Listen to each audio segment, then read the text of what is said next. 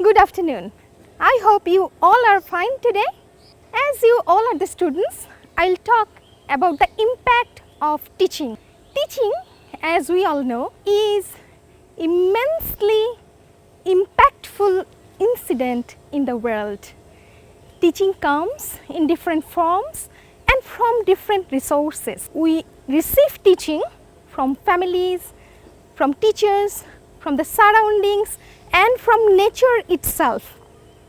I would like to disseminate one of my loveliest childhood memory with you, and it's about gardening in my family. My mother, who is a teacher in profession, assigned us, taught us, allocated us with some of the responsibility, and she taught us how to be very much careful about the trees, about the plants, about the surroundings. She allocated very little individual garden for me and for my other 5 siblings. We are 6 in total, and she made us responsible for planting seeds, for watering those plants, for putting fertilizers and so on. Thus, plants have become our part of emotion. We were very happy when flowers bloomed. We were overwhelmed when there are the fruits and vegetables in our garden. But well, we were very sad when we found the wind was so strong to harm to our plants. So this sort of grooming has given a set of basic to us, and we have had an unconditional love for the plants, for the environment, and this sort of intimacy with nature is very much visible in all the behavior and activities of all of our siblings. And thus, when my younger sister is working as the pharmacist, she has become one of the most empathetic pharmacists in the global context. Coming back to the current scenario, we can hear some buzzing words like go green, save the environment, eco-friendly equipment, eco-friendly apparatus, eco-friendly attitude, eco-friendly product, etc. As we know, different community all through the world and different distinguished personality, they are actually trying their level best to create awareness so that the common people can be responsive and can be respectful to the spirit of nature. Still they are struggling, they are still working to create this sort of awareness so that this environment can really be saved. My next approach is about my situation. I am living in the most polluted city of the world. I have seen Dhaka to transform into the desert of building and houses from a very beautiful green city. Over the time, over the years actually, climate has become drastically been changed, and industrialization actually has its impact for almost 2 centuries, and we are to actually experience this sort of impact in first hand. Now, being a teacher of English language and literature, I had the plan how to contribute in saving the environment that is around me, that is around us all, that is around the world. I have very limited range, even though I had the affinity feeling from my childhood for nature. and over the time this connection has intensively increased. So from that sort of social responsibility, while I taught in the classroom to the students majoring English, I usually teach them different sort of literature of different era.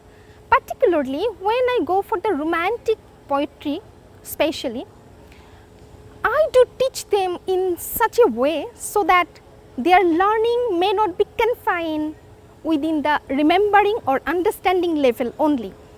I tried my level best, and I am still trying my level best to take their learning to the creating and evaluating level. That means they must have a sort of sustainable learning.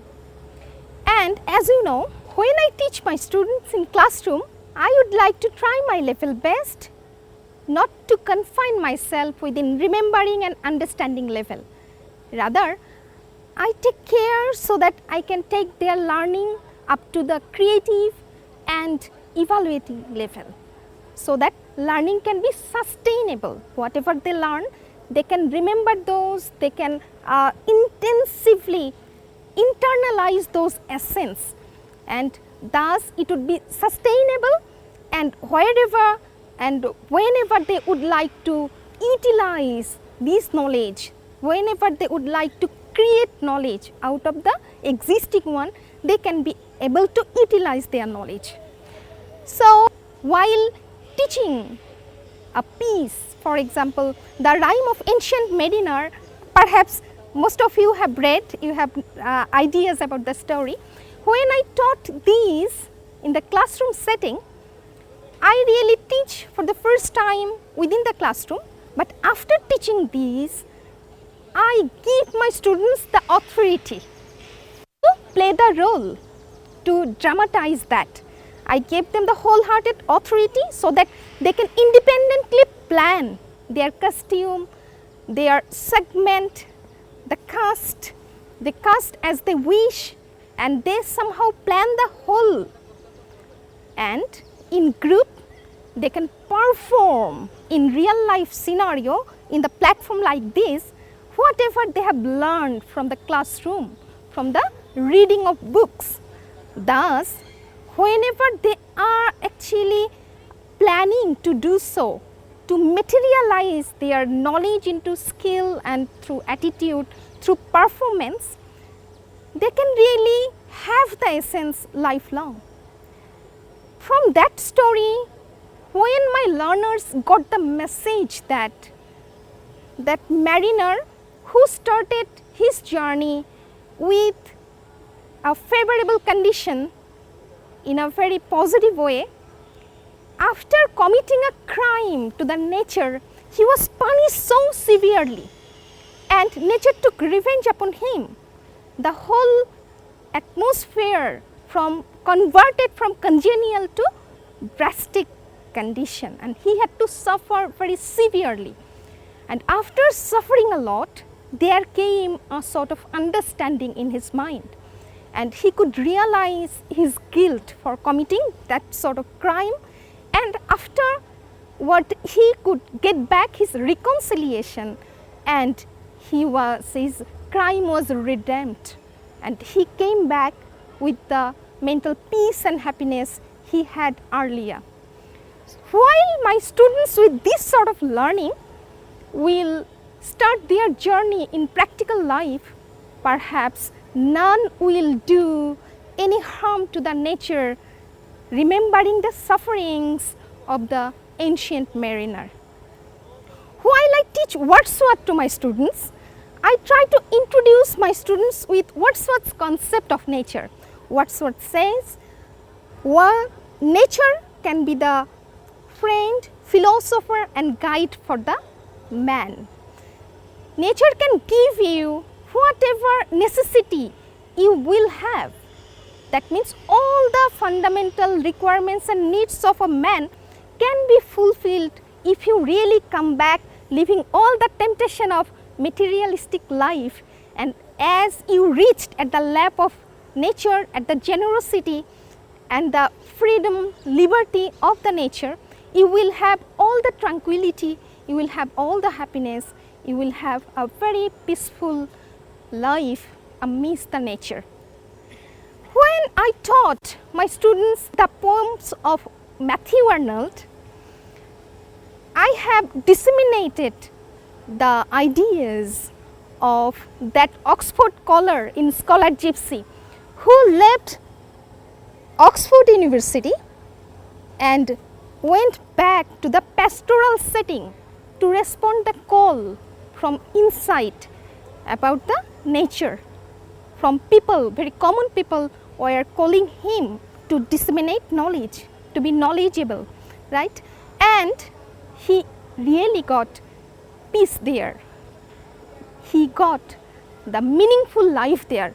So, well, I really don't want all of us to be back to the primitive setting of life like the Scholar Gypsy. I would like you all to have a combination like our this very stage today. Here we can see a synergy, right? There is technical support, there is a symbol of urbanization, but well, there is nature around us, right? So, it's a wonderful harmony where life is here. We have all the facilities of modern life. Along with this, we have nature, unconditional love, oxygen from nature, endless greenery here can give me endless joy and happiness. Once again, if we go back to Matthew Arnold, in his poem Dover Beach, he observed all the distressed condition of humanity and his soul cries out when he saw people suffering. He shared his idea with an analogy. He said the moon is shining in the both coasts, the French coast and the English coast. The moon is not dividing its beam. So, why the man we are dividing ourselves, which really are causing different sort of devastating incident, very much harmful for human, for nature. So, there is a solution that Matthew Arnold has given us. He said, "A love, let us be true to one another. Just one thing to do, just let us be true to one another." Actually, we really don't need to take all the responsibility upon our shoulder. We just need to be true to the person beside you.